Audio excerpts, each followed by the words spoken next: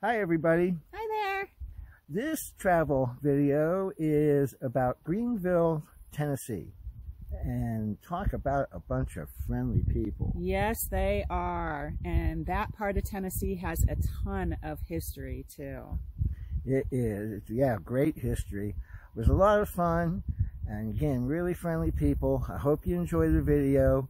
We'll get out of your hair so you can go see it. Have a good time. See ya. Bye. Hi, I'm Sandy. And I'm Ed. And this is General, our totally awesome water dog. We used to live on the Outer Banks in North Carolina, but one day we found both of ourselves unemployed. So we decided to take a chance. We sold everything, bought a trailer, and left to explore America. We're learning as we go along, but we still make mistakes. But we get a lot of things right too. So come join us as we learn to RV full-time, explore America, and share in our exciting journey of discovery.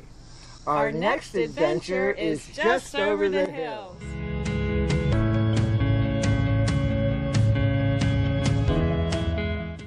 During our stay in Greeneville, we stayed at the Lazy Llama campground. Why is it called the Lazy Llama? Because there are over 60 llamas living on the property. The owners of the campground raised llamas. They had about 5 or 6 babies shortly before we arrived, so it was really fun seeing the babies. And they actually used the wool to sell to other people who want to do weaving and spinning and stuff. So that was really awesome. So this is the first time we've ever seen a semi in a campground. This semi actually hauls a 5th-wheel trailer, and then they also have a utility trailer behind that you can't really see in this picture. Well, we are just set up at the Lazy Llama in Greeneville, Tennessee.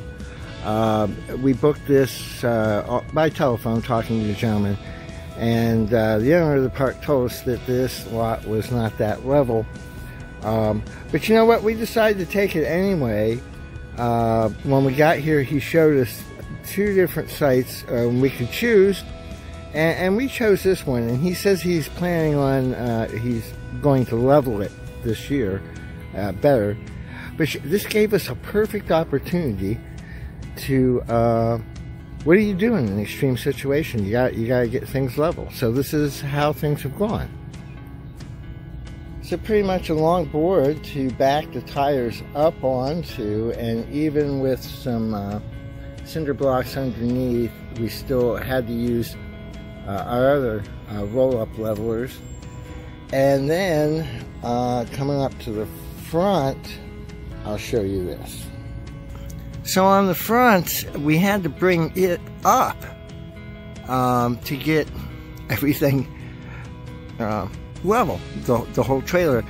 And look at this stretch here. This is, I had it completely down, the jack lifted up and then put it back down, and I got everything in there, and it worked out great. Today we are at the Davey Crockett Birthplace State Park. Got a little bit of a garden here. Over here we have a big piggy. A couple of big piggies. It's a big piggy. The other one's kind of behind him around the corner of the fence there. A corn crib, I guess.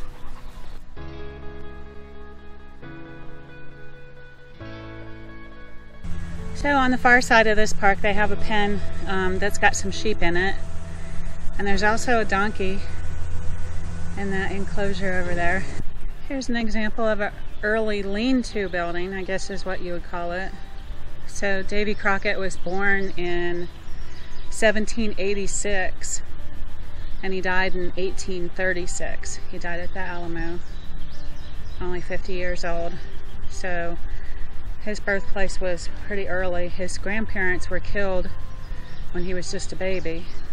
And here's an example of a hut with a curved roof. I've never seen one of these in person up close before, so that's pretty cool. See the peephole to put the rifles through? The door has a lock on it, so I can't go in. Oh, they got lots of stuff in there.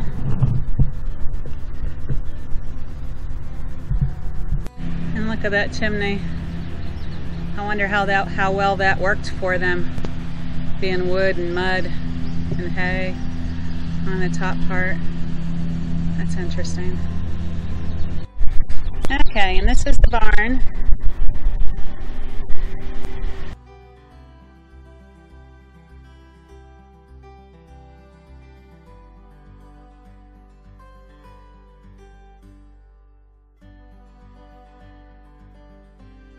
Here are a few pictures of downtown Greeneville, and Greeneville is actually one of the oldest towns in the state of Tennessee, so pretty awesome little town.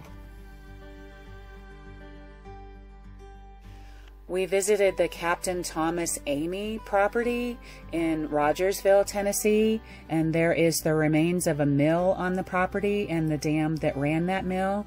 And he was a captain in the Revolutionary War, and he settled on this property in 1781.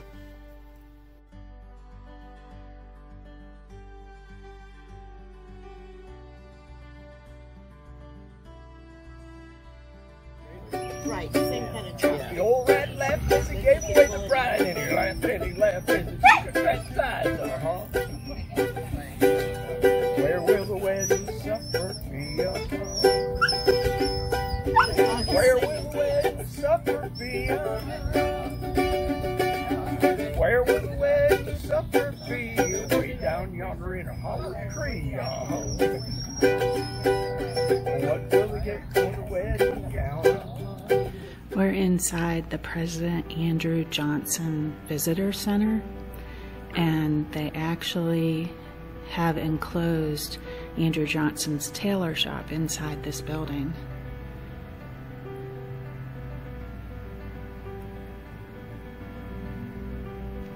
There's a little bit of the inside of it. I can't go in the building because they've got rails surrounding it here. So Andrew Johnson was our 17th president. He took over when President Lincoln was assassinated in 1865. And Congress actually wanted to impeach President Johnson because he had a more lenient view towards the South for the Reconstruction process after the Civil War.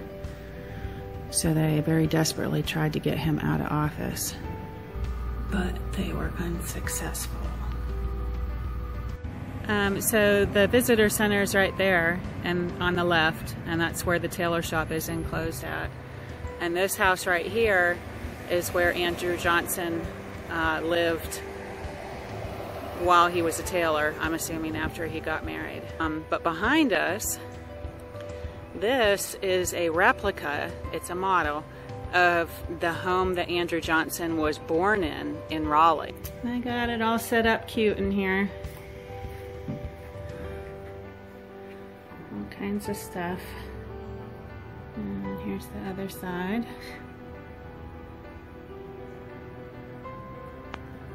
Love the spinning wheel. And the weasel. And fancy stairs going upstairs. So we finally found what they call the Big Spring, and this goes into a creek that kind of meanders down beside College Street through town. Sometimes you can see it, sometimes you can't. They've got some buildings over it, some parking lots over it, but this is the beginning of the Big Spring.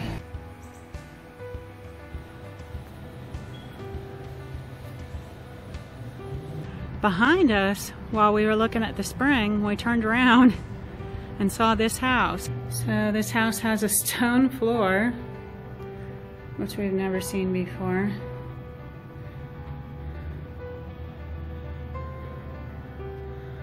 Front door and back door.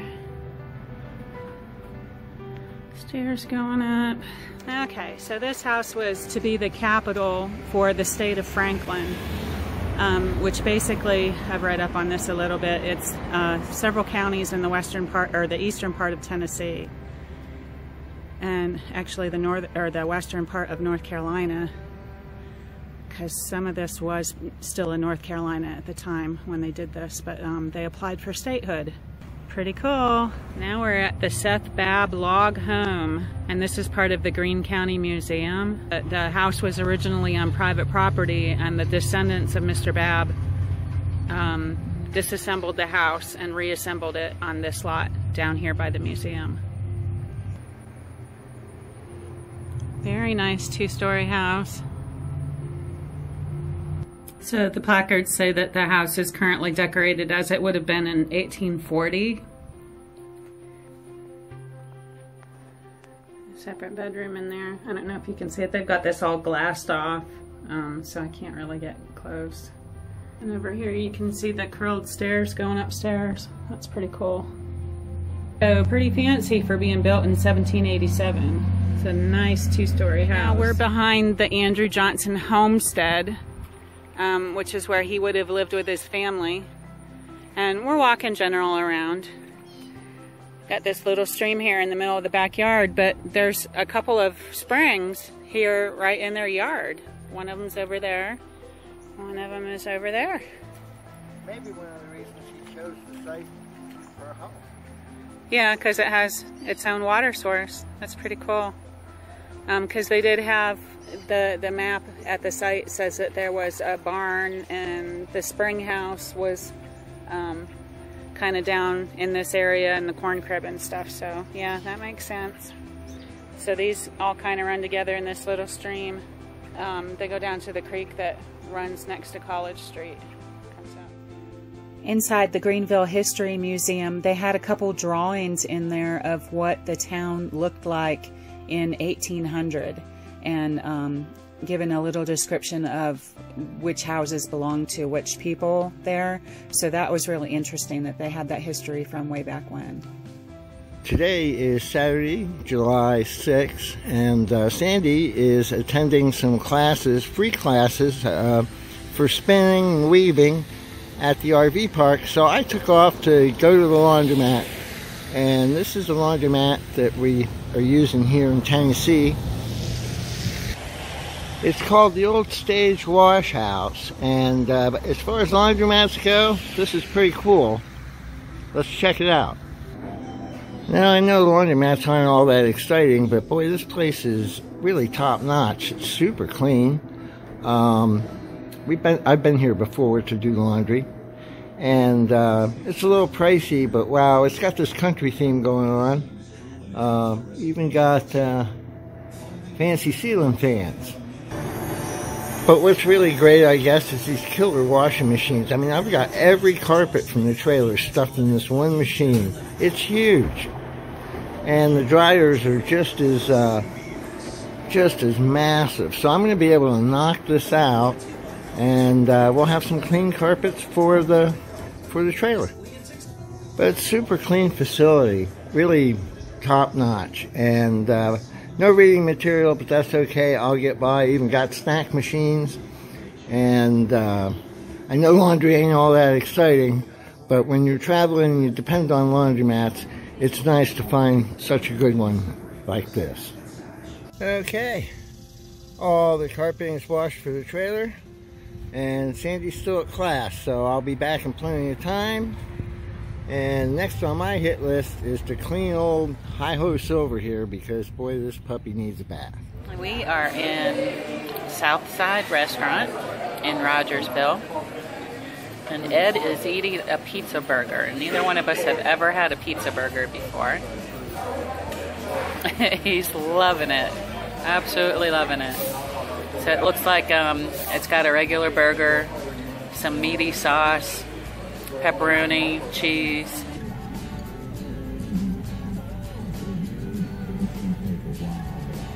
So the town of Jonesborough has a pretty awesome city park, actually. It's got a water park that costs some money, several walking trails, which we just took general on, that are pretty awesome. One of them was real flat, easy to do. Some of it boardwalked.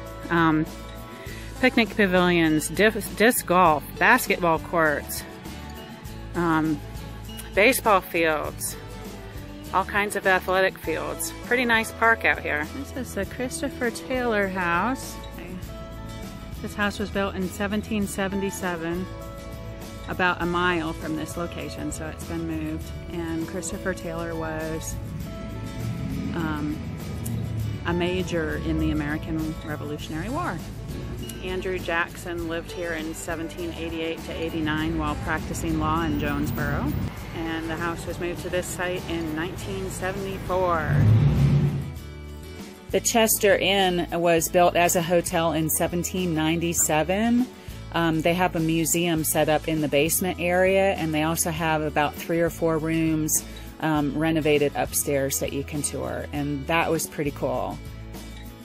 It's currently decorated as it would have been around the turn of the century, around 1900.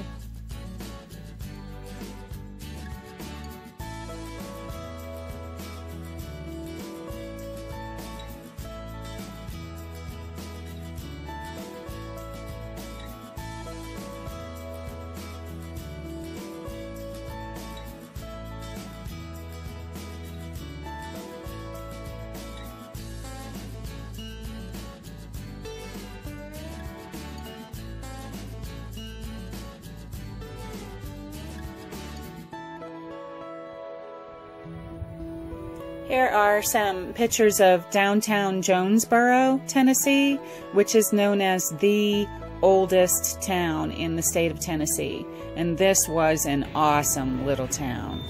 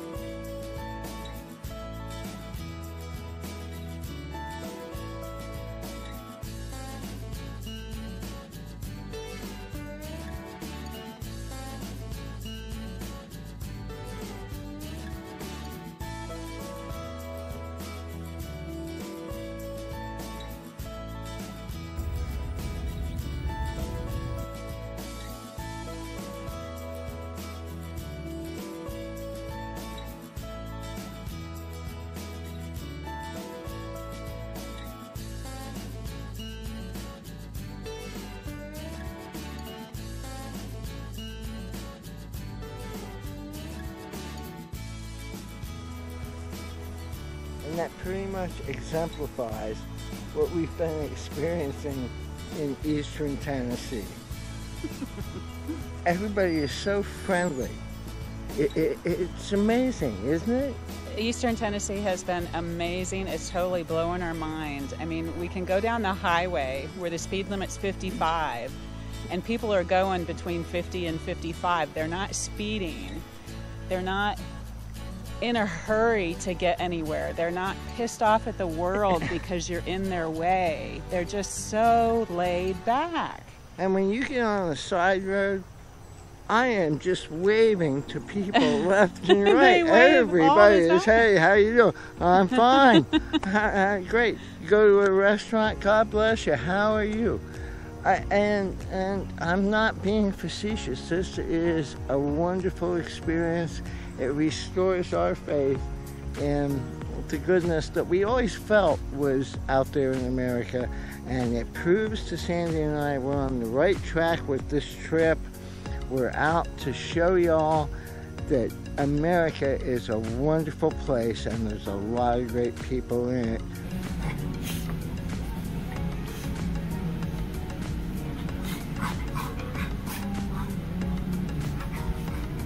Okay, today we are in Johnson City, Tennessee, and we're visiting the Tipton-Haynes historic site. And they have several buildings on the property here, many of which are original to this property. And there's also a cave that we're going to take a look at in a little bit. What we're looking at right now is the George Haynes cabin, and they're guessing that this was built in about 1840. And this is their double crib barn, and this was built in approximately 1850. Okay, we're headed to the cave. So here's the cave. It's very cold back there and very dark back there. Not very huge, so we're not going in, but wanted to let you know what it looks like. This is the spring house, and probably the fanciest one I've seen to date. This is pretty awesome. Look at this entrance. You can get in from either side. Got steps going down, and the door's right there, and it's right on top of the creek. And this is the still house. And this is actually a reproduction building, but they think it's on the exact same spot that the original still house was on. Okay, so this is the Tipton house, and it was built around 1798. So this is the back part of the house. There's the other side of the house. And here's the dining room. This is a bedroom. And this is one of the rooms in the main house, part of the house, the main part of the house. And as you can see, it's set up as a parlor. And here's what the front of the house looks like. This is Mr. Tipton's law office. And this is actually facing the road. And the name of this road is Old Stage Road, so that kind of makes sense. He's got his office and his house both facing the Old Stage Road. And this is the inside of the law office building. So the brochure says that this is the original outhouse, and that it's just had a couple of modifications done to it to keep it preserved. So that's pretty cool. No, I'm not gonna go open the door. And this is the smokehouse, and it doesn't have any windows on it, so I can't show you what the inside looks like. Next, we visited the Rocky Mount State Historic Site in Piney Flats, Tennessee. And this is the homestead of William Cobb that was built in 1769. And he actually provided housing for Governor William Blount, who was appointed as the governor of the Southwest Territory. So this was considered to be a pretty important household at the time. And they have costumed interpreters here. So the interpreters will explain things in the house and the outbuildings, like the kitchen and the I want to call it the sewing room, the weaving room. So they'll take you through all that. And it was a pretty awesome experience.